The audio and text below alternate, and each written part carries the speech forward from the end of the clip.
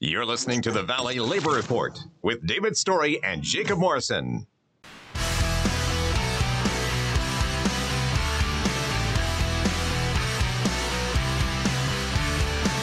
There's no escaping the American attraction. Good morning. This is the Valley Labor Report. My name is Jacob Morrison, here with my co-host David Story. We had a question during the break about the nature of the fine. And whether or not it was one time or per day. And the situation there is that initially the state threatened to make it $25,000 per day. But the Attorney General, after the protests in Birmingham, I think it was Monday night, clarified that it would only be a one-time fine. And so, in my opinion, that's kind of like the compromise, because they saw that keeping these statues, especially in Birmingham, which is a city that's nearly 70% black, keeping these monuments to the Confederacy in a city like that at this time was just simply untenable, and so they backed down a little bit. But the Attorney General has said that it would only be a one-time thing. Now, you can disagree about whether or not that's him backing down or that's just a clarification that's been made. I think it's the state backing down to the demands of the people when they were heard loudly. But whatever you want to make of it, it is a one-time thing. The $25,000 is a one-time thing. Yep. And whether you agree with the removing the statues or not, I've kind of been ambivalent in the past on it up until this past week, whenever I seen the people protesting on the statue, and I'm kind of the opinion that there is a case to be made to keep those statues from being destroyed, but I think the place for them is like. But one of my recommendations was the National, I think it's the National Institute of Civil and Human Rights in Atlanta that we visited last year. I think that is a good place for things like that, so you can put that in context with everything else that went on, and it don't just stand on its own.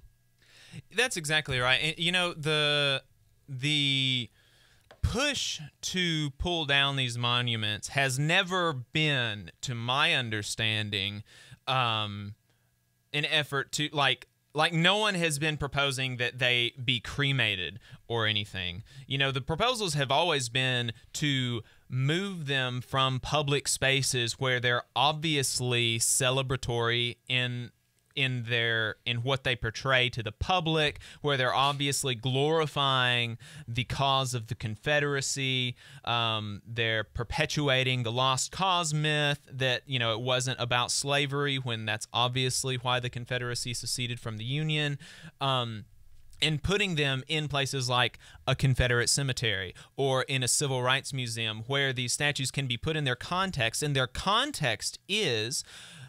you can look at graphs of when monuments to the Confederacy were erected, and they were almost all of them, like 95% of all Confederate monuments that have ever been erected were either erected, one, immediately after Reconstruction, where whites in the South reasserted their dominance, instituted Jim Crow laws, and were violently oppressive when the KKK started becoming more prevalent. That's when the first round of Confederate statues went up. Immediately after Reconstruction, it died down. Almost no Confederate statues are erected until the Civil Rights Movement, where, again, we have fraught race relations in the South, and the answer of the white governments is to put these monuments to the Confederacy that they know that most communities of color see as monuments to slavery, which is what it is in actuality. And so that's the only times that these statues have been erected. And so there's simply no case that these were earnestly erected as part of Southern heritage. And the Confederate leaders immediately after didn't want them either. Robert E. Lee is quoted as saying, no, we don't need to glorify, lionize the cause of the Confederacy that would only deepen old wounds. Like, we just need to forget about it. We're one country now, and we need to move forward. And so that's what people have always advocated. But during this time, again, of fraught race relations, where we have this epidemic of police brutality on poor and minority communities and poor whites, the people in Birmingham have just simply had enough. I mean, like I said, this is a nearly 70% black city that's being told by white folks in the state government that outside agitators. I mean, no kidding. Seriously, it's insane when you think about it like that. This mostly black city, the fourth blackest city in America, is being forced by outside agitators to keep up monuments to their oppression. I mean, that's insane, unjustifiable. And so they've stopped trying to justify it because the people of Birmingham had just had enough. And, good on them. Good on them. I'm proud of them. Yep. Thanks for listening, folks. If you want to keep up with us throughout the week, you can follow us online. We've got a Facebook page, facebook.com/Valley Labor Report.